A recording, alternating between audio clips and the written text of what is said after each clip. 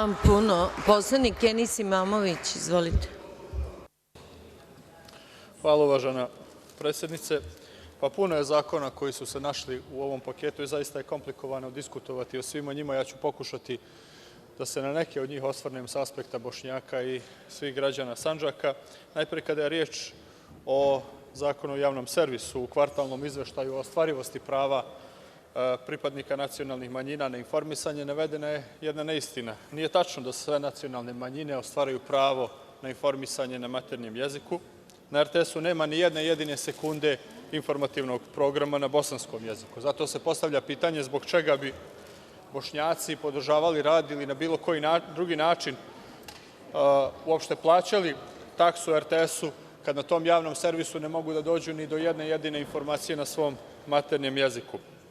S druge strane, stranka iz koje dolazim, SDA Sandžaka, je od svog osnivanja, dakle od prije 26 godina, parlamentarna stranka i mi na tom takozvanom javnom servisu nemamo ni jedan jedini minut, ni jednu jedinu sekundu vremena. Da stvar bude još jasnija kakva je politika RTS-a prema SDA Sandžaka, izniću vam podatke iz istraživanja o praćenju ponašanja medija u predizbornoj kampanji 2016. godine, gde je RTS, takozvani javni servis, zloupotrebljen za brutalno i nesrazmerno rušenje SDA Sandžaka, pa je za 15 dana, koliko je praćeno izveštavanje u predizbornoj kampanji, na RTS-u objavljeno 217 negativnih priloga o SDA Sandžaka. Dakle, za 15 dana objavljeno je 217 negativnih priloga i to u sred kampanje.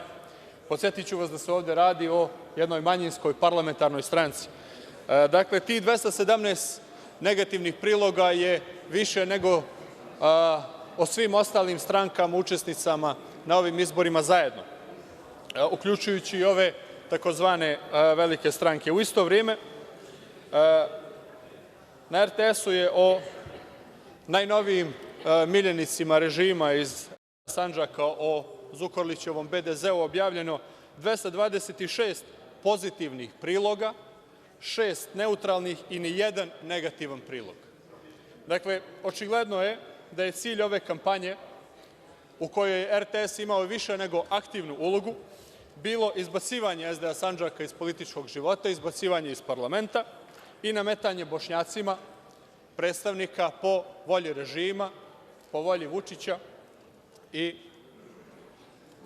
vladajućih stranaka. SDA Sandžaka stoga apsolutno ne podržava ovaj zakon i smatramo da ne treba davati podršku ovom režimskom instrumentu koji je iskorišćen za nesrazmeran obračun sa legitimnim predstavnicima Bošnjaka. Taj loš odnos prema Sandžaku koji RTS ima ide toliko daleko da čak Novi Pazar, jedan od najvećih gradova u Republici Srbiji, nemate ni na vremenskoj prognozi. Ali zato, kada su neke negativne vijesti, one se po čitav dan vrte na RTS-u, pa ljudi iz ostatka zemlje treba da pomisle da tamo ne žive normalni ljudi, nego da tamo žive divljaci. I sad vas ja pitam, zašto bi Bošnjaci i građani Sandžaka, građani Novog Pazara, na bilo koji način finansirali i podržavali rad RTS-a? Poslanici SDA Sandžaka neće podržati ovaj zakon. Što se tiče zakona o zajmu za izgradnju autoputa Koridor 11, mi možemo uslovno da podržimo ovaj predlog zakona ukoliko postoje garancije da će se u njemu naći sredstva za izradu projektne dokumentacije i prostornog plana za izgradnju tog autoputa preko Pešteri. Mi smo predlagali da se u budžetu za 2017. godinu opredijele sredstva koja će biti upotrebljena za izradu projektne dokumentacije i izradu prostornog plana za ovu deonicu autoputa. Ja želim da naglasim da je autoput od izuzetne važnosti za sve građane Sandžaka, našu privredu i naš ekonomski razvoj. Međutim, Aleksandar Vučić je nedavno u svojim nastupima u medijima rekao jednu zabrinjavajuću izjavu za sve građane Sandžaka, a to je da će on ponovo dogovarati neke deonice autoputa, pa je čak rekao da se deonica kroz Sandžak, prema njegovim rečima, nikome ne isplati da gradi. Ta njegova tvrdnja apsolutno nije tačna.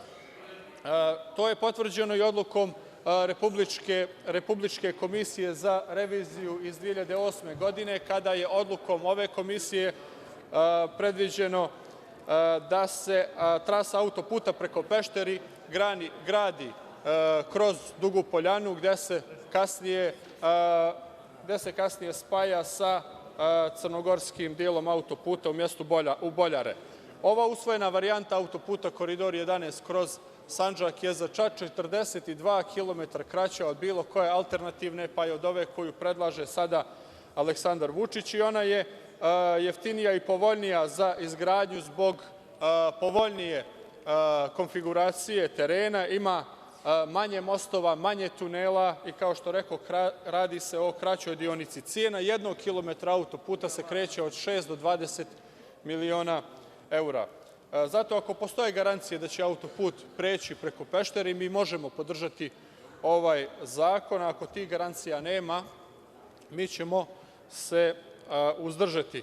Nećemo sedeti skrštenih ruku dok se građanima Sandžaka otima i ovaj kapitalni projekat, kao i svaki do sada. Kada govorimo o ovom carinskom zakonu, ono što je veoma važno jeste i stvaranje mogućnosti za fitosanitarne kontrole na samim graničnim prelazima u Sandžaku sa Crnom Gorom i Bosnom i Hercegovinom, najpre zbog naših proizvođača i izvoznika hrane, mlijeka i mlečnih proizvoda, mesa i mesnih proizvoda, uglavnom iz pograničnih krajeva, iz Priboja, Prijepolja, Nove Varoši, Tutina, pa i proizvođača iz Sjenice. Nedostatak mogućnosti da se ovi fitosanitarni pregledi izvrše na graničnom prelazu dosta košta naše privrednike, kako vremena, tako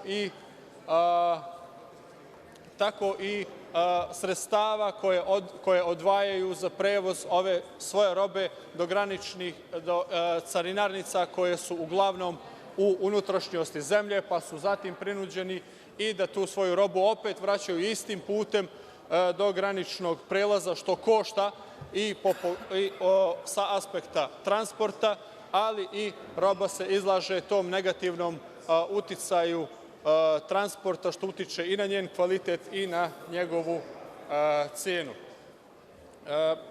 Mi smo i ranije i sada tražimo da se carini u Novom Pazaru povećaju nadležnosti zbog velikih potreba privrede i građana, ali i nepotrebnih troškova koji se građani izlažu, zato što i pored carinarnice koju imaju u svom gradu ne mogu sve poslove da obave tu.